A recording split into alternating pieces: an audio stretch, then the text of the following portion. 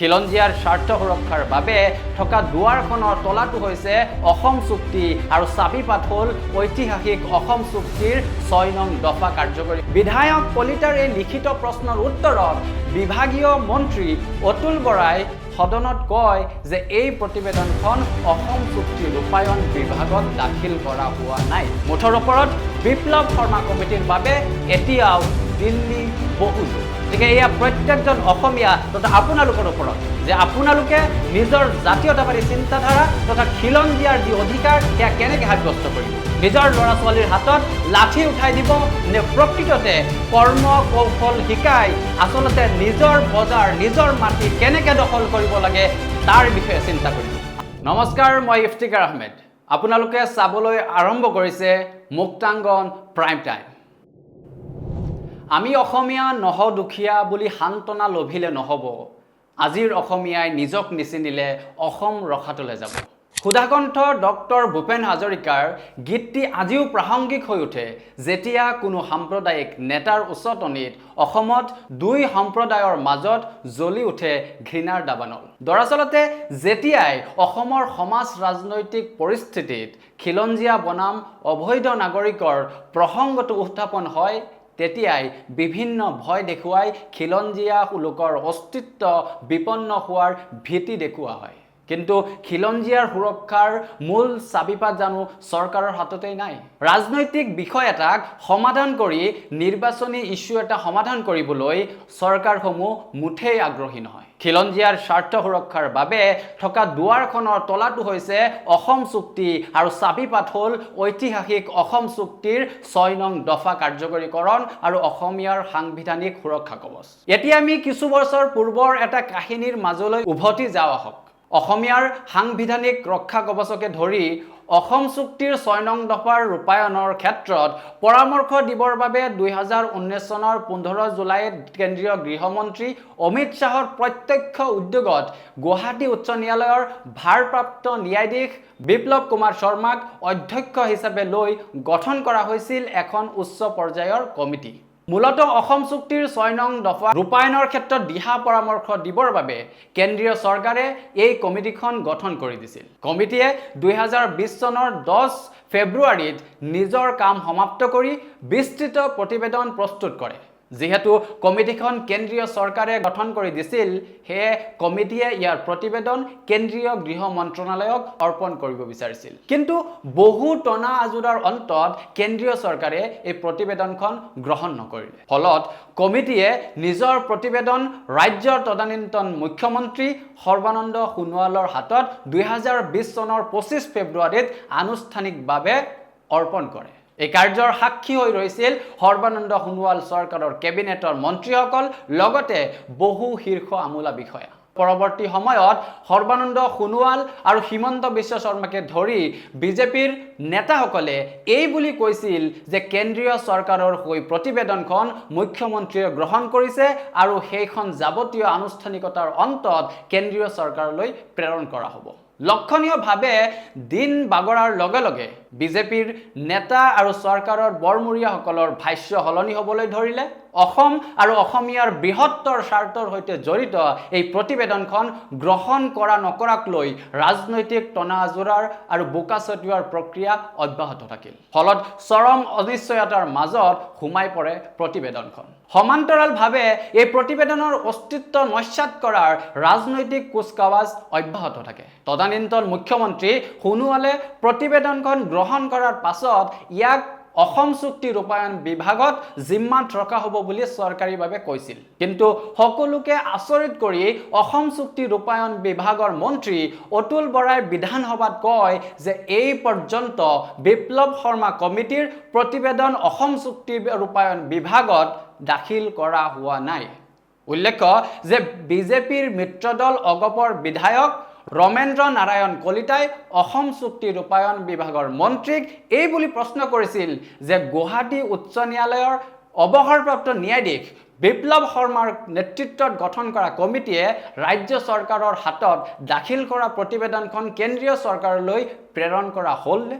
বিধায়ক কলিতাৰ এই লিখিত প্ৰশ্নৰ উত্তৰত বিভাগীয় মন্ত্ৰী অতুল বৰাই সদনত কয় যে এই প্ৰতিবেদনখন অসম চুক্তি ৰূপায়ণ বিভাগত দাখিল কৰা হোৱা নাই। যদি প্ৰতিবেদনখন অসম চুক্তি ৰূপায়ণ বিভাগৰ ওচৰত নাই তেন্তে প্ৰতিবেদনখন ক'ত আছে? তদানীন্তন মুখ্যমন্ত্ৰী সোণোৱালে ঘোষণা কৰিছিল যে এই প্ৰতিবেদনখন অসম চুক্তি ৰূপায়ণ বিভাগৰ জৰিয়তে কেন্দ্ৰীয় চৰকাৰলৈ প্ৰেৰণ কৰা হ'ব।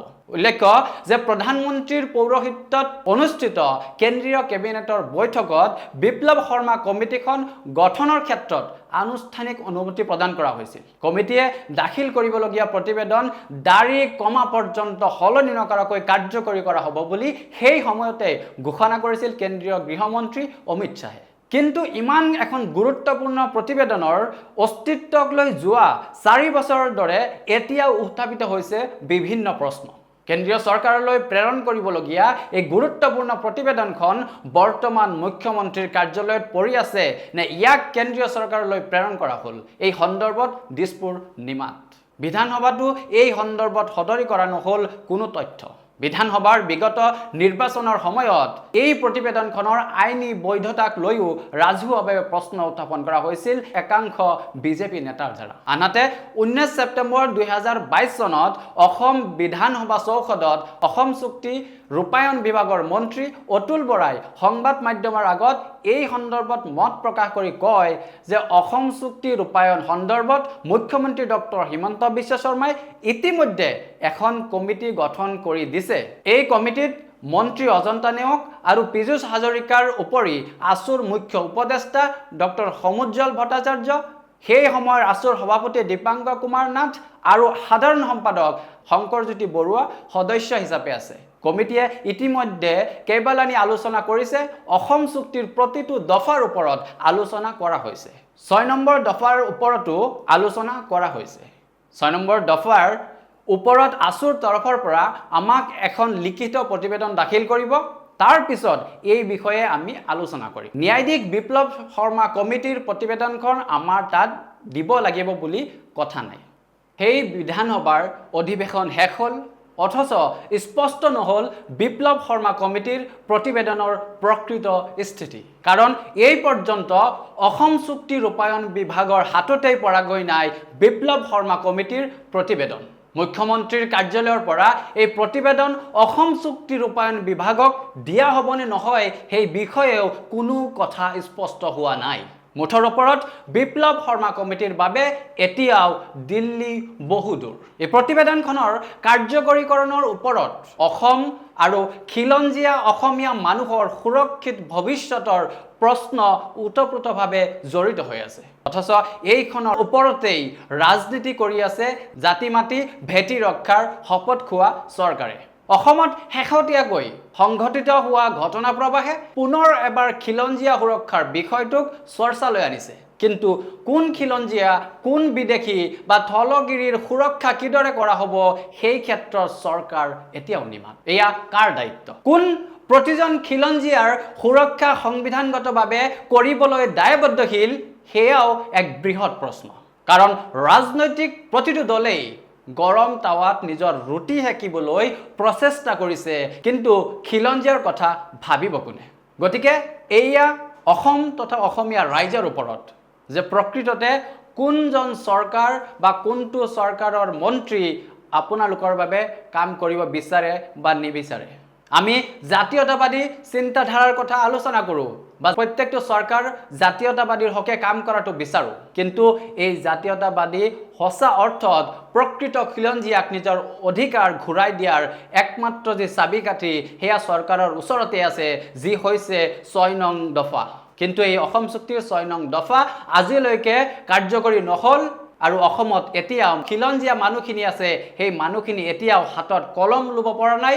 নিজৰ বিজনেছ বা ব্যৱসায় বাণিজ্যক লৈ কেনেকৈ আগুৱাব লাগে সেই কথাও এতিয়ালৈকে ভাবিব পৰা হোৱা নাই। কিন্তু আমি প্ৰত্যেকজন মানুহে বৰ্তমান সময়ত দেখা পাইছোঁ যে লাঠি হাতত লৈ নিজৰ জাতীয়তাবাদী যি চিন্তাধাৰা সেয়া প্ৰমাণ কৰিবলৈ কিন্তু বহুত মানুহ সাজু হৈছে। গতিকে এয়া প্ৰত্যেকজন অসমীয়া তথা আপোনালোকৰ ওপৰত যে আপোনালোকে নিজৰ জাতীয়তাবাদী চিন্তাধাৰা তথা খিলঞ্জীয়াৰ যি অধিকাৰ সেয়া কেনেকৈ সাব্যস্ত কৰিব নিজৰ ল'ৰা ছোৱালীৰ হাতত লাঠি উঠাই দিব নে প্ৰকৃততে কৰ্ম কৌশল শিকাই আচলতে নিজৰ বজাৰ নিজৰ মাটি কেনেকৈ দখল কৰিব লাগে তাৰ বিষয়ে চিন্তা কৰিব আজিৰ চৰকাৰে টিভিত প্ৰত্যেকজন মানুহে এচিৰ বিলাসী কোঠাত বহি এই দৃশ্য চাই আছে আপোনাৰ নিজৰ সন্তানে গৈ ৰাজপথত হাল্লা কৰি আছে লাঠি হাতত তুলি লৈ আছে যদি তেখেতসকলে বিচাৰে তেখেতসকলৰ নিজৰ সন্তানকো কিন্তু আপোনালোকৰ লগত পঠাব পাৰিছিলে কিন্তু কোনো এজন মন্ত্ৰীৰ নিজৰ সন্তান আপোনালোকৰ সেই ভিৰৰ মাজত নাই